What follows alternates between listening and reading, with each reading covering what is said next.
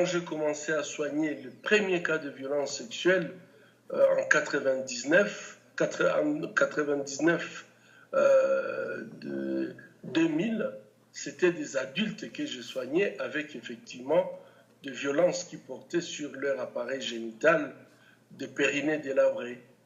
Et c'est seulement il y a 4 ans, 3-4 ans que j'ai commencé à observer le viol des enfants, et de plus en plus des enfants jeunes, au point où j'ai enregistré des bébés qui sont violés par des adultes. Aujourd'hui, on le voit de plus en plus dans des zones où il n'y a pas du tout de conflit.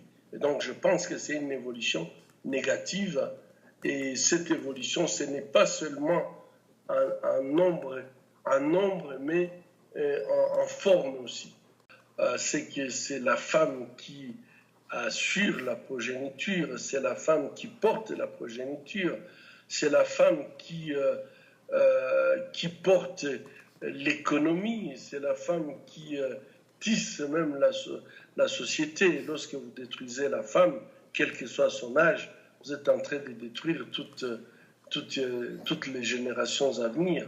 Et là, je crois que c'est pour cette raison que ces viols, moi, je ne les considère plus comme des viols qu'on peut considérer comme des faits de société, mais plutôt une arme de destruction massive, puisqu'elle détruit la femme, elle détruit son mari, elle détruit les enfants, elle détruit la communauté autour de la femme. Et je pense que c'est une arme excellente qui coûte moins cher, mais qui fait des dégâts énormes.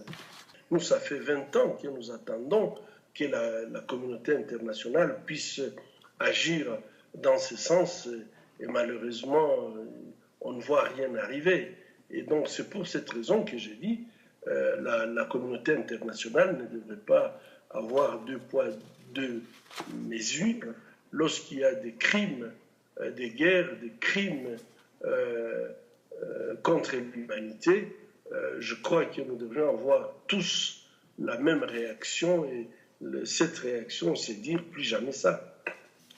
À chaque fois quand je suis au bout et je me dis je ne peux plus continuer, je ne peux plus avancer, et que je vois des femmes qui étaient venues dans des états où elles ont tout perdu, y compris des mutilations graves, et que ces femmes sont en train de se battre pour les autres, elles se battent pour le droit de leurs enfants, elles se battent pour que leurs enfants aient à manger, que leurs enfants aillent à l'école, alors qu'elles-mêmes sont handicapées à vie.